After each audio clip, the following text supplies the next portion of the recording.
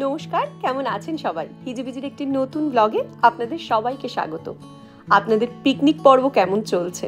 দেশে এই টাইমটা বড্ড পিকনিকগুলোকে মিস করি জানেন। পাড়ার পিকনিক, গানের স্কুলের পিকনিক, পড়ার ব্যাচের পিকনিক, স্কুলের পিকনিক, আহা বাবার অফিসের পিকনিক, কত রকমের যে পিকনিক হতো। কিন্তু এদেশে এই টাইমটা আমরা পুরো ঘরবন্দি, হোম অ্যারেস্ট বলতে পারেন। এত ঠান্ডা, বাড়িতেই যেটুকুনি আড্ডা, বাইরে বেরোনো, বাইরে পিকনিক মানে সেটা সামারে। এদেশে পুরো উল্টো, কি আর করা যাবে। তাই শীতের মধ্যে এই ঘরবন্দি দশাকে একটু ব্যস্ত করে তোলার জন্য এই নানান ধরনের ক্রাফট অ্যাক্টিভিটি আমরা করেই থাকি। ঘর নোংরা হয়, ঘর অগোছালো হয়, কিন্তু আমাদের ভালো লাগে, আমাদের সময়টা ভালো কাটে। যাই হোক, দেখতেই পাচ্ছেন স্কুল থেকে ফেরার পথে আমি আর আমার ছেলে মিলে বাড়ির সামনের 3-4টি ঝাউ গাছ আছে, তার থেকে পাতা কাটছিলাম।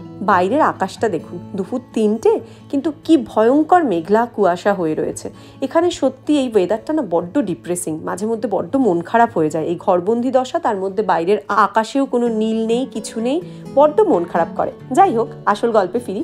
এই যে দেখছেন, এটা একটা চকলেটের বাক্সের ঢাকনা, ওটাকেই গোল করে কেটে বেসটা বানালাম। পরে যদিও আমি পাউন্ডল্যান্ডে দেখলাম, এখানে পাউন্ডল্যান্ড বলে একটা সস্তার খুব দোকান আছে, যে মোটামুটি 1 পাউন্ডে সুন্দর বেস পাওয়া যায়, সোলার বেস, সুন্দর করে এই গার্ল্যান্ডটা বানাতে পারেন। তাতে বুঝলাম যে এখানে হয়তো অনেকেই নিজেরা বাড়িতে এটা বানায়।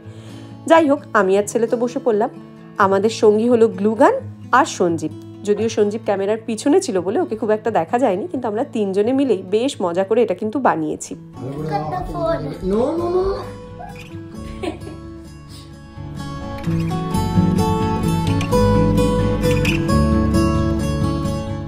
আর লাস্টে এই পুরো জিনিসটাকে ডেকোরেট করলাম আমরা কিছু 2-3 বছর আগে 20 আনা পাইন বেঁচেছিল। এই পাইন দিয়ে অনেক রকম ক্রাফট করেছি আমরা আগের 2 বছর ধরে। আরও কিছু বেঁচেছিল সেগুলো, আর কতগুলো নষ্ট হয়ে যাওয়া ক্রিসমাস ট্রির বলস, এই সব কিছু দিয়ে সুন্দর করে বানালাম। আর আসো, কে বানিয়েছে এটা? আমি আর মা। মুখটা দেখি ওর মাঝখান দিয়ে মুখটা টুকি করো। লাস্টে পুরো এই বোকেটাতে আরও সৌন্দর্য এনে দিল এই টুনি লাইটটা, কি দারুণ লাগছে না? যাই হোক, এই বোকে বানানোর দিনটি ছিল ডিসেম্বর মাসের মাঝামাঝি একটি সপ্তাহের বুধবার বিকেল থেকে সন্ধ্যের গল্প। এবার আসি বৃহস্পতিবারের গল্প। আমার অফিস ছিল, অফিস যেতে হয়েছিল আসলে। তো আমার অফিসটি যেহেতু সিটি সেন্টারে, সঞ্জীবার ছেলে আমাকে আনতে এসেছিল। তখন আমরা বললাম চলো সিটি সেন্টারের ক্রিসমাস লাইটটা একবার দেখে যাই। কি দারুণ লাইটিং করেছে না? এটা পুরো একটা রোডের মাঝ বরাবর করেছে, এর মধ্যে দিয়ে হাঁটতে কিন্তু দারুণ লাগছে। আমরা মোটামুটি সিটি সেন্টারটা ঘোরার জন্য একটা পুরো দিন রাখি, কারণ বিভিন্ন কোণে কোণে বিভিন্ন পাব, বিভিন্ন দোকান খুব সুন্দর করে সাজায়। আর আমাদের 2টো ক্রিসমাস মার্কেট হয়। এই যে মার্কেটটা দেখছেন, এটা কিন্তু একটা ছোট ক্রিসমাস মার্কেট।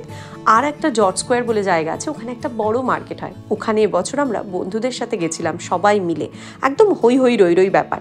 তার ভিডিওটি অবশ্যই আমি এরপরে কোনোদিন আপনাদের সাথে শেয়ার করব। ছটিকা সফর দিয়ে আমরা সিটি সেন্টারটা ঘুরছিলাম, তাই কোনো মতে টুকটুক করে হেঁটে হেঁটে একটু ঘুরেই বাড়ি চলে এলাম। অফিস ডেগুলোতে না বড্ড বাড়ি ফেরার তাড়া থাকে, আবার পরের দিনের প্রস্তুতি, কি আর করা যাবে। যাই হোক, মার্কেটটা কিন্তু খুবই সুন্দর, খুবই ছিমছাম, আর যেহেতু উইকডেজের মধ্যে তাই ভিড়টাও একদম কম ছিল। এই দেশের মেলাগুলোর সব থেকে বেশি আমার কাছে যেটা নজর কাড়া জিনিস, সেটা হচ্ছে বিভিন্ন ধরনের স্পাইসড চিজ। আমি বড্ড চিজ খেতে ভালোবাসি, বিভিন্ন ধরনের চিজ আমি ট্রাই করি। তো আমার কাছে ওই দোকানগুলো যেন একটা বিশাল ব্যাপার। তবে হ্যাঁ, একটু হলেও আমাদের জিলিপির দোকান, জিবে গজার দোকান, ফুচকা, তেলে ভাজা, এগুলো তো মিস করি।